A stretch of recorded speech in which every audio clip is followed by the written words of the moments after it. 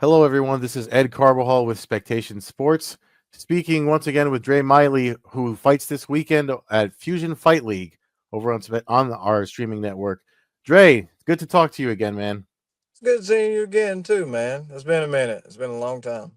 Yeah, it's been about a year. So for folks watching this, you were on the podcast that I do, Coast to Coast Combat Hour, with my co-host Matt Hawkins, and we talked about when you were fighting, or you're supposed to fight over at the Anthony Pettis league. And then I think that fight it didn't fall through, right? Yeah, I've had a lot of fights fall through, so Yeah. yeah, it's not been my luck. So Yeah. I mean that, and then that's kind of one of the first things I was going to ask you. Like, is it just bad luck, or is it just weird negotiations with the promotions and everything going on in the sport? How's that been as on your end? Obviously, you want to fight and you can't get any. So. yeah.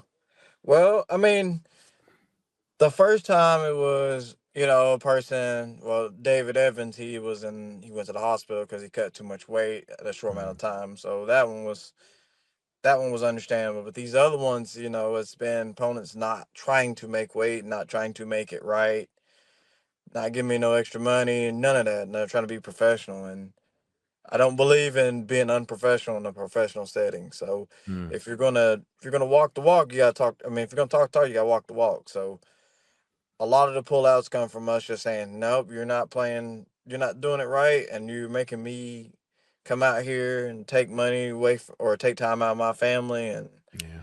all these things, and you can't cut point 0.8 pounds, you can't cut a pound. It's or even if you do, because we would tell them like, yeah, we would take the fight if you'd make it right. Like, Hmm. give them make them take a point, make them take a point per round, make them, give me extra money, give me some of their fight price. And none of those things they were like, no, we're not going to do that. The fighters and the Hmm. coaches weren't saying so. Now, if you're not going to make it right, I'm not going to do my professional part and still reward you with a fight and a paycheck. So, Mm. And this fight with Vinny Diaz that you have at Fusion Fight League, it's at catchweight. Is that part of the reason why it's at catchweight, just to kind of like circumvent any other issues with weight making stuff? I think so, but also at the same time, I believe he had another fight lined up, Mm-hmm. and something like fell through. So, I guess because he was supposed to fight in February, and they wanted him to have another fight right back. So, I guess that's what it was. He didn't want to cut back the weight again, or he didn't want to maintain the weight, whatever the case may be. So, I think it was a duality of those things. Mm-hmm. And one of the things that the folks over that where I work at Spectation Sports, because I know you fought on Showcase before, which is one of the promotions on that's been on the streaming network. But one of the things they said, they were like, oh, they were speculating that it was because, and you and I have talked about this before, but for folks that have never seen you on the Spectation Sports YouTube channel, they were like, oh, is it an issue because he has the one eye? And you and we talked at length about your history with the commissions in the eye, but did it have anything? Did you get any insinuation that anybody had issues with that? Georgia was the last one that had issues with the eye, but everybody else, Milwaukee, Mhm. Indiana, Michigan, those places they're totally cool with it because it's paperwork. I guess Georgia was trying to. They got a new commission board, so they was trying to establish themselves, so to speak, and Mhm. get their bearings about them. So I mean, yeah, it's always going to be an issue, and I know that. But at the end of the day, it's like, well, I want to fight, so we got to find places that allow me to fight and promotions that will allow me to fight, that want me to fight. So Mhm. And are you still doing the coaching with the wrestling? yeah, we just wrapped up right about 2 weeks ago. We had three of our kids go state. We had like a third of our team go sectionals. Like, we had a really good season this year. Mhm. So hopefully next year we have more kids going to state. So it's been good. And it's been really good. Yeah, that's got to be motivating too, with all the other hiccups you're having. Like, at least you have those wins outside of the cage, so to speak, to kind of keep you pushing you forward with getting more fights. Oh yeah, absolutely. And it's not one of those things where you sit off to the side and just yell out instructions to the kids. Like, you're in there mixing it up with them and showing them things, and lo and behold, they're showing you things too. So it you both mutually grow. So that's why I really love coaching the kids. That's good to hear, man. And I'm sure they're excited that you finally got a fight booked after all the issues you were having getting fights booked. Um, let's talk about the fight, Vinny Diaz. What do you know about your opponent? I know you said it was kind of a last minute thing, but I mean, I know you probably want to fight so bad, you probably don't care who's on the other side, right? Oh yeah. Well, I've always stayed in shape, always stayed ready. 'Cause I was supposed to fight in December, and I never like slacked off my training. Even before the fight in Georgia, I still never slacked off. So I wasn't. I won't say it's a short notice because I knew about it Mm-hmm. beforehand, but it just didn't get out to the public when it needed to. I think I knew about it come like January. So I was already prepping for that, already getting mentally ready for that. From what I know from Vinny is that he's a wrestler. He's gonna want to try to take me down, which is what a lot of people want to do eventually. He'll try to take me down. He'll try to smother me a little bit. He's just a wrestler, and he trains at a good gym, a really good gym, an MMA lab. Got a lot Mm-hmm. of high level guys there. Mm-hmm. You can train with some of the high level special people. They'll teach you how to be a dog, but at the end of the day, it's experience that matters the most.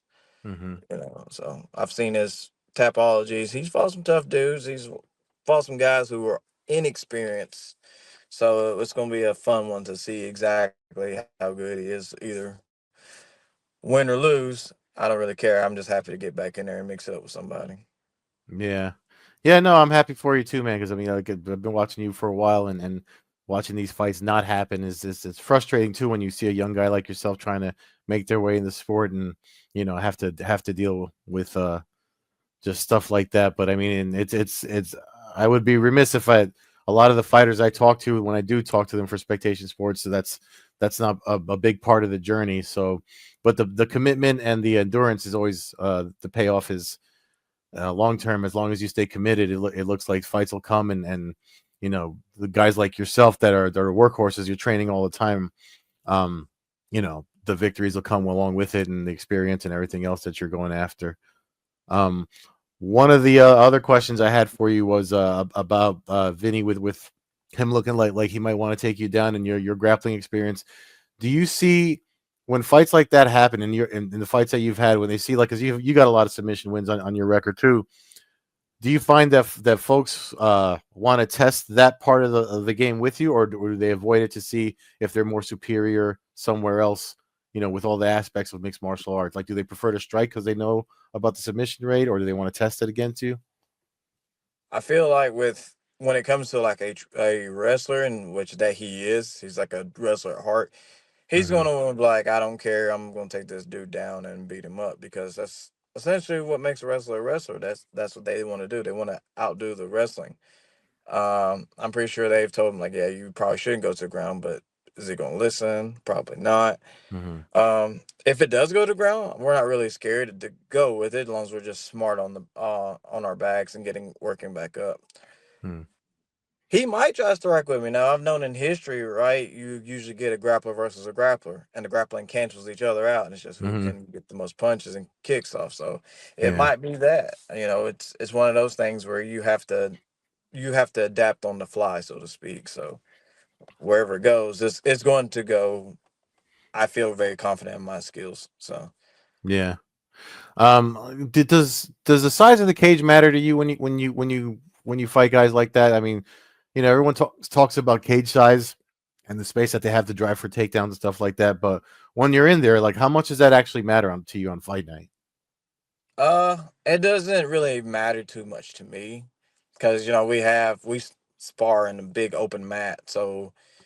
And then I usually take like a corner, and I can usually know how far I need to be, Mm, where am I at, and you know, to get a more of a realistic feel of it. We have two cages at the gym, so I'll get some moving around in there and understand like exactly where it needs to be. But as far as the cage size, no, I don't. I get in there and do my thing and see where everything is. I'm like, oh, okay. And then from there, it's just, all right, I know exactly where I need to be, where I don't need to be, so on and so forth.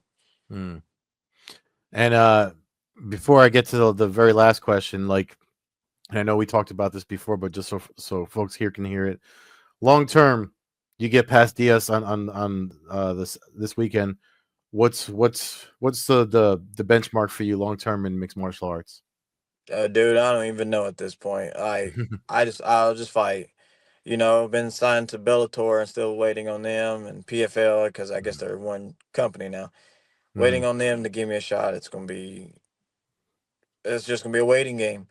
But at the same time, it's also I do want to go and fight at a world level, at least Mm. to show that I'm there and that Sharp Bullet is not the only person doing it. You know, Yeah. it'd be cool if UFC like grabbed me and be like, yeah, okay, this dude's pretty good. He beat this kid, blah blah blah. You know, we get in there and start mixing up with other people, and you know, UFC has two one-odd people, or PFL pulls me on there since they just started their bantamweight division. Mm-hmm. You know, there's a lot of possibilities, but I try not to think long term. I try to think of like here and now. Mm. So, because you know, with the cancellation of all these fights I've had, I can't think long term. I got to think Yeah. here and now. It's like, all Yeah. right, I have this opportunity, and be like, well, what are you gonna do after this fight? I don't know. Probably go chill out for a little bit, and then get ready for the next one. It's like I can't think long term because you never know when your turn will be in this sport. Because Yeah. weight cutting and people trying to fight easy fights is rampant in this sport. So Yeah. it's weird. And I'm not an easy fight, which is shocking that he actually took this fight, but it says more about who he is as a competitor. So Mm-hmm. The last question. Speaking of him, how do you see the fight going? What's your prediction for the outcome over at on Fusion Fight League? mm, if it is if I'm gonna say it for myself, I would want the finish. Absolutely. Doesn't matter what type of finish, as long as it's a finish. Realistically, it's probably gonna go three. It's probably gonna go three.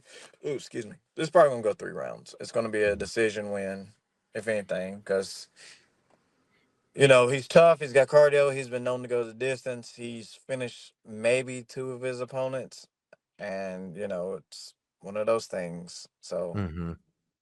I mean, if he shoots, we know what's going to happen. Got to wrestle up, maybe get him in a submission early, especially when he's dry, or we just pepper him up and then we just go from there. So there's a lot of things that could go, but I'm gonna say for my personal one, probably like a finish sub or ground and pound or something, and then ideally or realistically, it's probably gonna go decision. Mm. And do you want to before I let you go, is there anybody you want to shout out, any sponsors since it's fight week? To go right ahead, let it rip.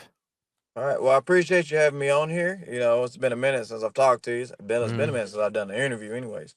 Uh, I just want to give a shout out to my team, Knoxville Martial Arts Academy, all my teammates there, Tennessee Bonding, Tennessee Sport and Spine and Sports. They helped me for a while to get my body right. The Beard and Wrestling team. There's a lot of people to thank. I'm pretty sure I'm going to miss a lot of people. It's just anybody that I've been in contact and I've helped, or if you helped me, I greatly appreciate it. Um, so Phoenix Clothing, they do logos and stuff like that for my clothing and everything. But yeah, that's just it. And most importantly, I want to thank God because without God, I wouldn't have this opportunity at all. So probably should have Mm-hmm. gave him the thanks before anybody else. It's a wonderful thing when God blesses you with a gift and you have to show that gift to the world. So Yeah, man. Well, you got to save the best for last, and you did. So, all right. Well, thank you again, Dre. Good luck to you. I'll be watching. I always watch everybody I fight, and your career is one that's been special. Watching, I'm glad you got a fight booked. So, good luck to you. Thanks again for making time to talk. yeah, man. Thanks again for having me on.